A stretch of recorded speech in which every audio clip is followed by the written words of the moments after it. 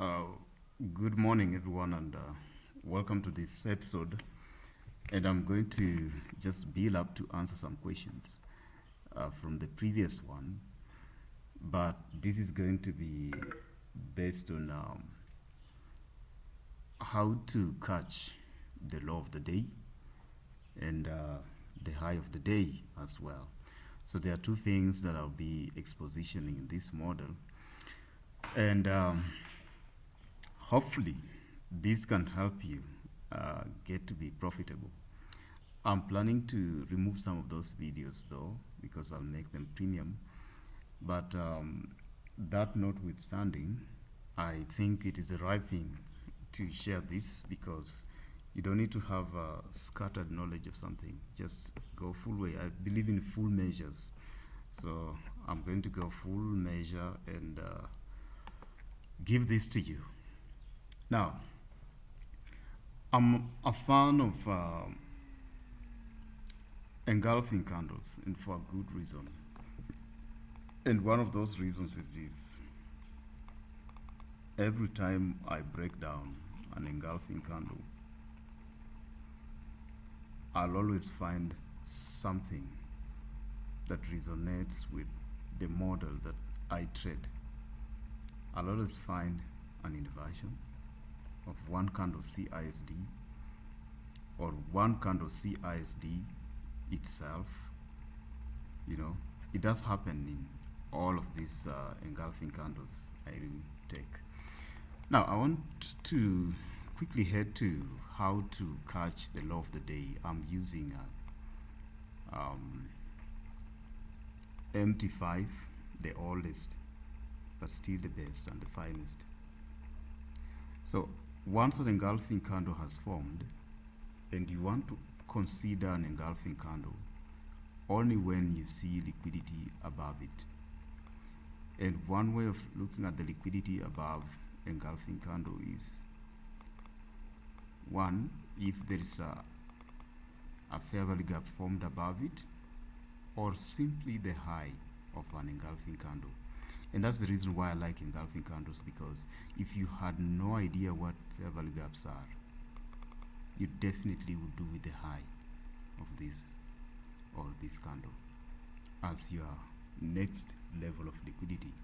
And the low of that engulfed pair is also important. So I mark the low and the high and the open of the candle after this has formed. So I'm going to go down through time frames, and as I go down through time frames, I'm going to head to where I can see one or two things. Number one, am I able to find a breaker? Number two, am I able to find a fair value gap? And there are few characteristics that I'll look for on that breaker or the fair value gap, especially the fair value gap if I find it. So we have that fair value gap right there. One, I want to see sorry about that. I want to see that something traded out of that fair value gap and formed what? And formed an engulfing out of it. So I break into 1 hour time frame, and then I want to check the most recent. So we have our new day open, but I want to check the most recent area where we had a fair value gap, something traded out of it and engulfed. So this shifts our fair value gap to this area.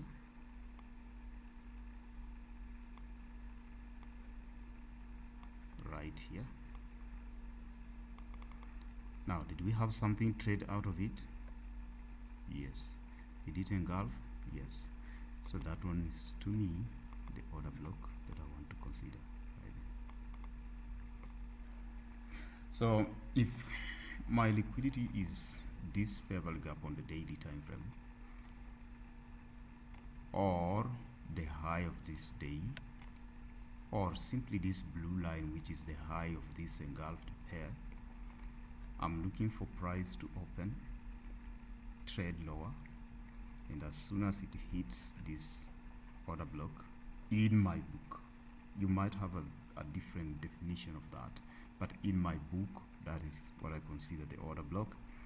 When it trades into this, then I have two things. I have one change in state of delivery, you can see it right here, and then I am not going to be bothered by this.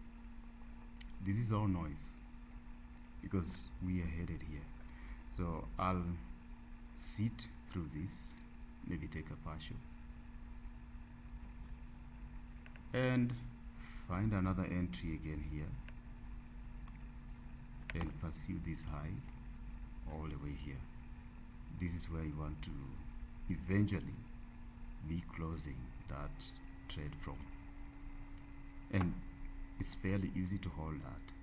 With a lot of practice, this is going to be very easy to hold, but you need to take partials along the way because that's going to help you to be able to stay in such trades much longer.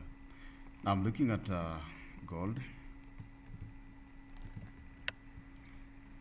This was Euro USD. Our idea was framed from the weekly time frame, as you can see. Now I'm going to look at gold,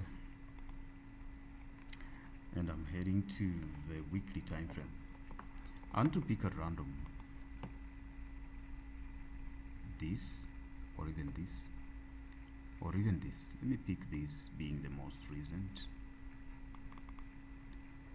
Now we have the high of this candle, the low of this candle. You have them marked like that. You always meet them in the course of the week, the day, especially the week. Like they can form on Monday, Tuesday, whichever day you find them.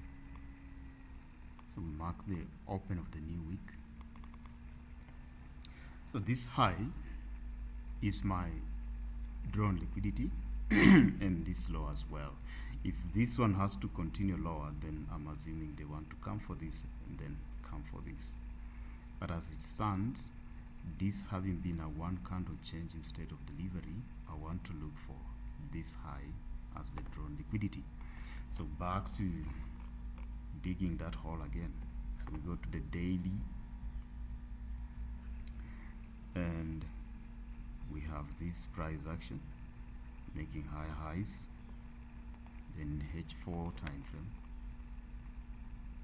This is that low of that week, the high of that week, which is our draw on liquidity. We are looking at the most recent place where we had either one or two things. Number one, we had the formation of a breaker, low, high, lower, low. Breaker forms here. That's one area. Number two, we are looking at where we had recently a formation of a fair value gap trading away. So our fair value gap was trading away from this area. Also this area had a fair value gap trading away from it. I mean a fair value gap, and there was trading away from that fair value gap, and we had that area. So we had this, and you can see it was fairly respected.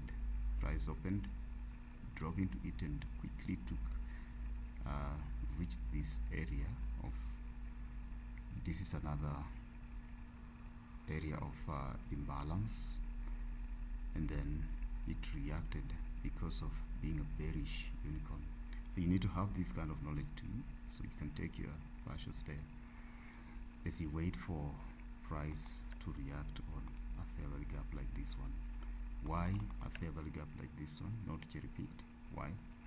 Fair value gap here, engulfing with close above this and a wick. So when price runs into this, you want to see higher prices, and then optimal trading entry to these highs. That's an example on gold.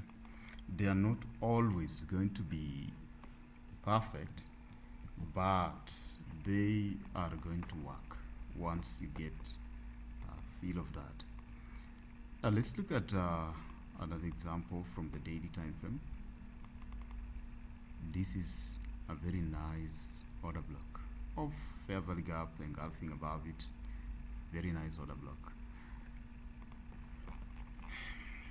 Now that's the open of the H4, and already low, lower low, high, high, low, lower low. So this is already a breaker, and you don't have to get into much. You expect that whatever forms is going to form within this candle. Why? Because there's a breaker on the left hand side. So we have that. And then we have the most recent area where we had a fair value gap trading away from it, engulfing, then it was rebalanced, and then you simply are working within that breaker.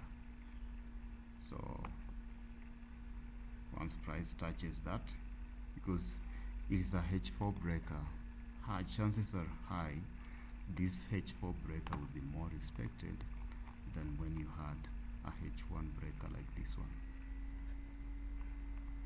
It will be more respected because it's coming from a higher time frame, and then you catch that low of that day. It happens every day in each price. I watch that, I see it every day, and there are other fine things that you could add to this to just improve the efficiency. And maybe if you had a model, you could inculcate this in that model and it's going to work, right? So that's it for today. Have a great day ahead, and I hope you find time to backtest this on your own and see what you find.